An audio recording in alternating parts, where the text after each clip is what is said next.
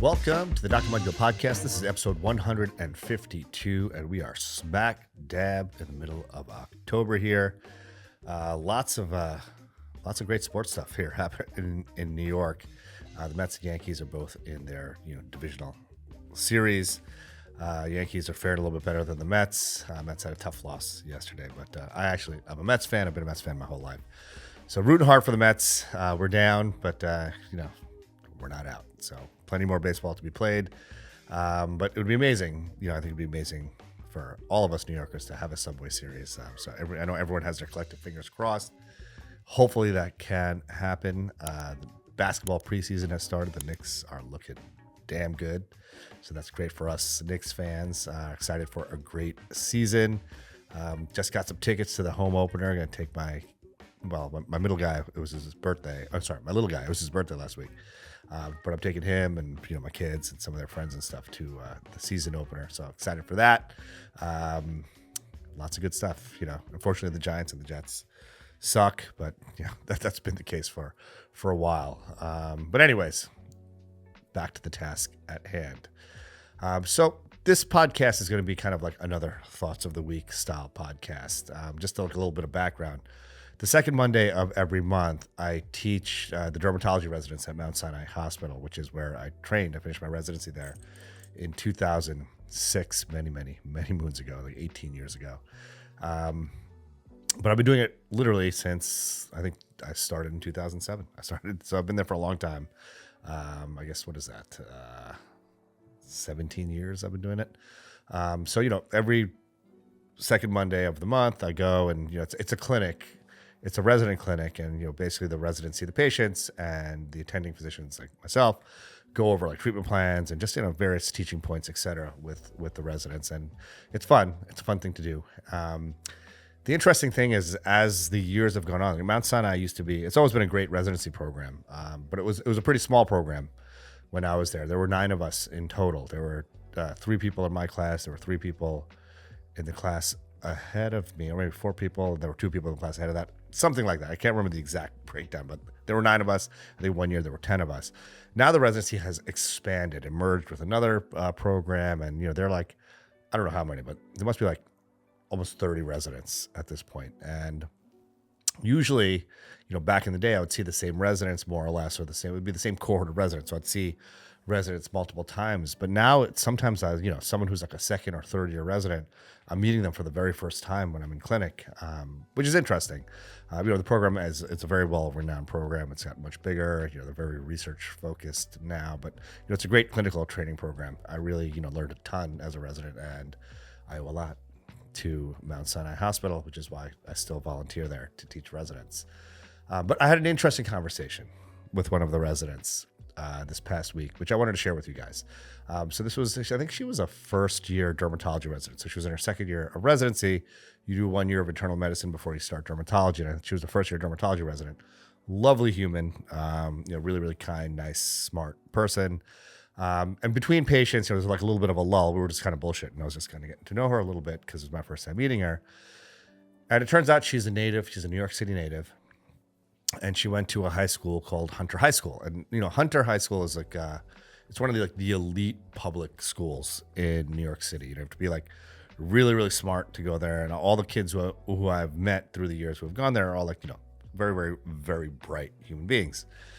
So I actually mentioned that to her. I was like, wow, that's amazing. I know a lot of really, really smart people who went to that high school. And she said, yeah, what she said was actually what this podcast is about.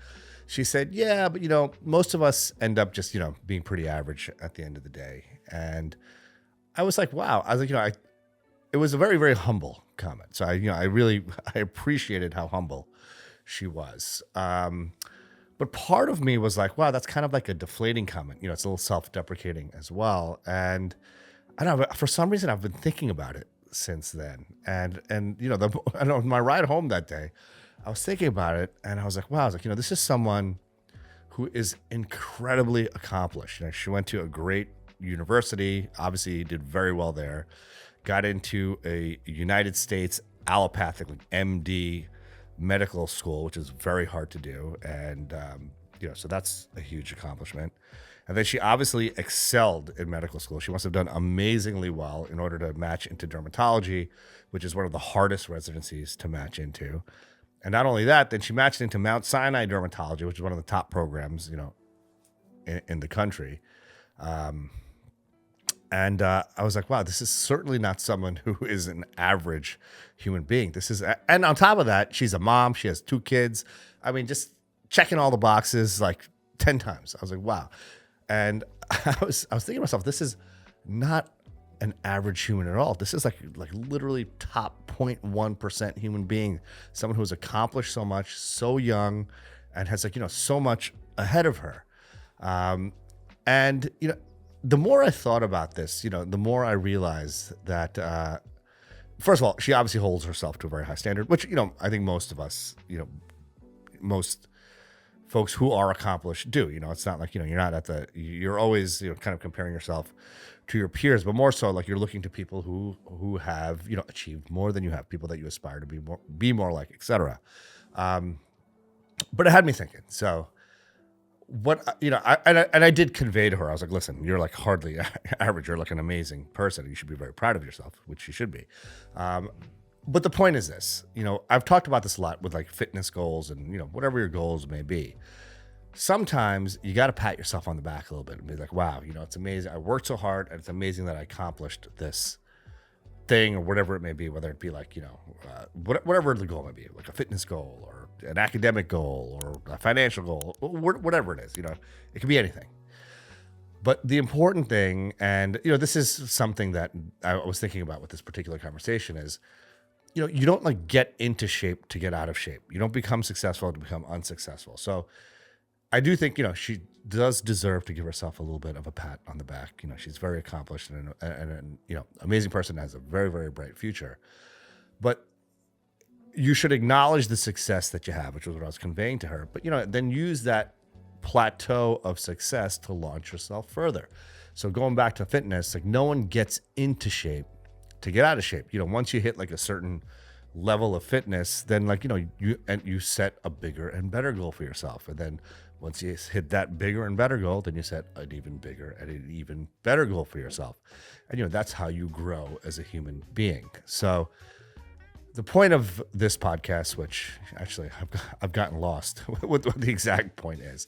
But what really took away from that conversation was that it's okay to be proud of yourself, and you really should pat yourself on the back when you achieve something like this wonderful young doctor has achieved so much already at 20 something years old, however old she is. I know I'm much older than her. But I acknowledge the success that you've attained, and then use that success as a launching pad for even greater achievements. So with that, I hope you all have a wonderful, restful weekend and are just ready to dominate and crush the week ahead. Let's get it.